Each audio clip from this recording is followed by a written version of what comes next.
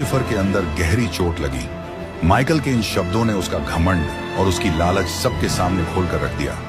उसका गर्व और उसकी महत्वाकांक्षा अब बेपर्दा और शर्मिंदा हो चुके थे। उसी पल उसके दिल में गुस्सा और शर्म लहरों की तरह टकराने लगे। उसने माइकल की ओर घृणा भरी नजर से देखा और खुद को मजबूत दिखाने की कोशिश की, लेकिन माइकल के शब्दों ने उसके अंदर कुछ जला दिया था। तुम कुछ नहीं समझते, लूसीफर ने जवाब दिया, अपनी गरिमा बनाए रखने की कोशिश करते हुए।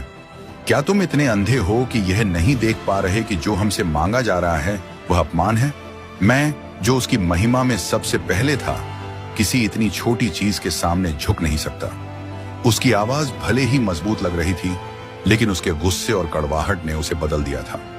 माइकल ने उसे शांत लेकिन दृढ़ नजर से देखा। उसकी आवाज धीमी थी, लेकिन उसमें हजारों तूफानों की ताकत थी। तुम प्यार को नहीं समझते लूसीफर। यह अपमान की बात नहीं है, यह प्यार की बात है। परमेश्वर हमारे लिए इंसान बनते हैं और तुम उन्हें इसलिए ठुकरा देते हो क्योंकि तुम खुद को छोटा सहन नहीं कर सकते। तुम अपनी जगह भूल गए हो। तुम भूल गए हो कि तुम जो भी हो वह सिर्फ उनकी महिमा की परछाई है। यह परमेश्वर नहीं है जो खुद को नीचा कर रहे हैं। यह तुम्हारा घमंड है जो तुम्हें हद से ऊपर ले जा रहा है। लूसीफर को लगा कि वह इसे और बर्दाश्त नहीं कर सकता। ऐसा लग रहा था जैसे माइकल उसे उसका खुद का चेहरा दिखा रहे हो, और जो वह देख रहा था वह सुंदर नहीं था, बल्कि गुस्से और नफरत से भरी एक परछाई थी। माइकल जिस सच्चाई और प्यार का बचाव कर रहे थे, उसका बोझ लूसीफर सहन नहीं कर पा रहा था। तो बिना कुछ कहे लूसीफर पलट गया। वह माइकल और बाकी सबसे दूर चला गया। उसकी पीठ सीधी थी, लेकिन उसके अंदर एक ऐसा गुस्सा जल रहा था जिसे वह रोक नहीं सकता था। अकेले में लूसीफर रोया। ये दुख के आंसू नहीं थे, बल्कि शुद्ध गुस्से के थे। यह गुस्सा उसके घायल अभिमान से जन्मा था। माइकल की यह हिम्मत कैसे हुई? वह मुझे कैसे चुनौती दे सकता है जो सबसे चमकदार है? लेकिन उसके दिल के गहरे कोने में एक धीमी आवाज उसे याद दिला रही थी कि माइकल सही था, और यही सच्चाई उसे सबसे ज्यादा परेशान कर रही थी। क्या तुम नहीं देख सकते कि परमेश्वर हमसे ऐसा काम करने को कहते हैं जो बहुत मुश्किल है? उसने धीमी लेकिन गहरी आवाज में कहा। वो कहते हैं कि हम अपने असली रूप को छोड़ दें और एक साधारण रूप के सामने झुक जाएं। हम जो रोशनी से बने हैं, मिट्टी से बने इंसानों के सामने झुकें? क्या हमें एक ऐसे परमेश्वर की आराधना करनी चाहिए जो सूली पर चढ़ाया गया? हम जो अद्भुत हैं, उस टूटे हुए शरीर के सामने झुकें जो खून से सना है, जख्मी है और बहुत दर्द में है। ज्यादा से ज्यादा स्वर्गदूत कहने लगे, लूसीफर सही है।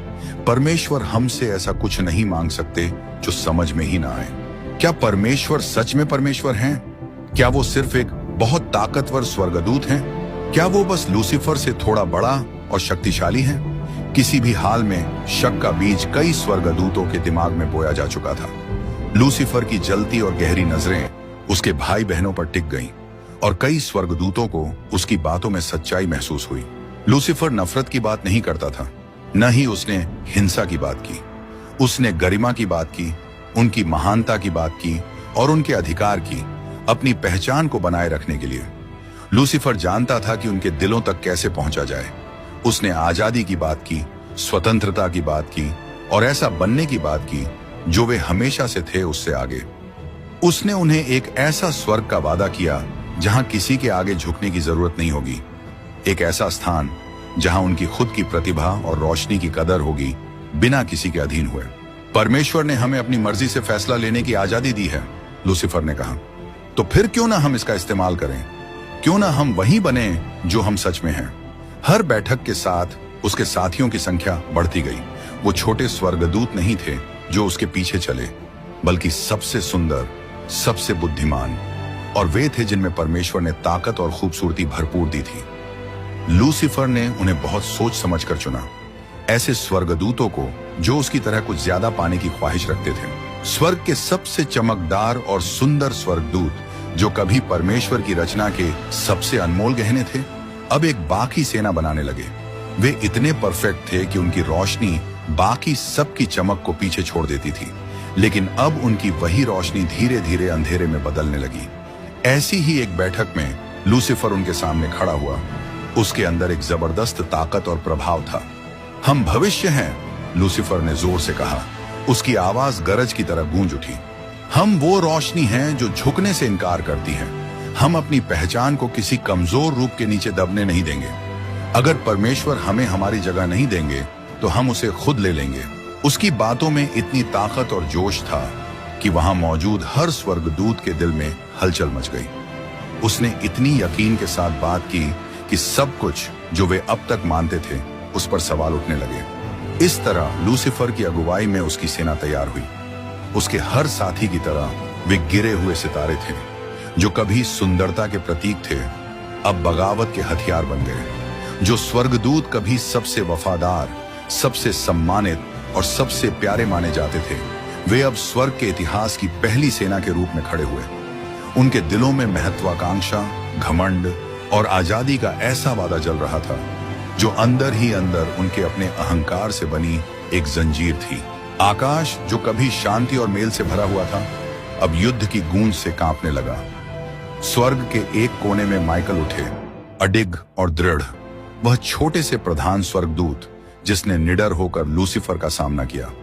अपनी तलवार ऊंची उठाते हुए उन्होंने फिर से जोर से पुकारा, परमेश्वर जैसा और कौन है। यह सरल लेकिन शक्तिशाली पुकार उन स्वर्गदूतों को जगा गई जो अब तक शक में थे। माइकल अपनी विनम्रता और ताकत के साथ लूसीफर की सेना के सामने खड़े हो गए, परमेश्वर की गरिमा बचाने के लिए तैयार। उन्हें पता था कि उनकी सेना छोटी और कमजोर थी, जबकि लूसीफर के साथी ज्यादा और ताकतवर थे। लेकिन माइकल कभी नहीं डरे। उनका विश्वास उनकी ढाल था और उनकी वफादारी उनका हथियार। इस तरह स्वर्ग में रोशनी और अंधेरे के बीच युद्ध अपने चरम पर पहुंच गया। लूसीफर जो सबसे सुंदर स्वर्गदूत था, जिसे सुबह का तारा कहा जाता था, उसने अपनी रोशनी को बगावत में बदल दिया, जो सृष्टि के इतिहास में हमेशा याद रहेगी। पहली लड़ाई भाइयों के बीच हुई और हर बार हर टकराव के साथ स्वर्ग हिल गया और पूरा ब्रह्मांड रुककर यह सब देखता रहा। स्वर्ग की बुनियादों को हिलाने वाली एक जबरदस्त लड़ाई शुरू हुई। एक तरफ विद्रोही सेना थी जिसका नेतृत्व लूसीफर कर रहा था, उसकी चमक अब अंधेरे में बदल चुकी थी। दूसरी तरफ वफादार स्वर्गदूत थे जिनका नेतृत्व माइकल कर रहे थे। माइकल एक छोटे लेकिन बहादुर स्वर्गदूत थे जिनमें लोहे जैसी ताकत, अटूट विश्वास और बहुत विनम्रता और हिम्मत थी। स्वर्ग जो कभी शांति और मेलजोल का स्थान था, अब एक चमकता हुआ युद्ध मैदान बन गया। यह लड़ाई रोशनी और अंधेरे की, वफादारी और बगावत की थी। सेनाएं ऐसे टकराई जैसे आग और बिजली की लहरें। हर बार हर रोशनी की तलवार का टकराव ऐसी चमक पैदा करता जैसे आसमान में टूटते तारे चमक रहे हों। यह एक भयंकर और खतरनाक नृत्य जैसा था। गिरे हुए स्वर्गदूत जो कभी सबसे सुंदर और ताकतवर थे, अब बेहद गुस्से के साथ लड़ रहे थे। लेकिन वफादार स्वर्गदूत शांत लेकिन मजबूत इरादे के साथ लड़ रहे थे। उनके दिल में अपने निर्माता के लिए प्यार और वफादारी थी। माइकल जो सबसे छोटे दर्जे के प्रधान स्वर्गदूत थे, अपने भाइयों की सेना के आगे बढ़ रहे थे। उन्होंने जोर से चिल्लाया, उनकी आवाज पूरे ब्रह्मांड में गूंज उठी, परमेश्वर जैसा कौन है। माइकल की ताकत उसके दर्जे या चमक में नहीं थी, बल्कि उसके विश्वास में थी।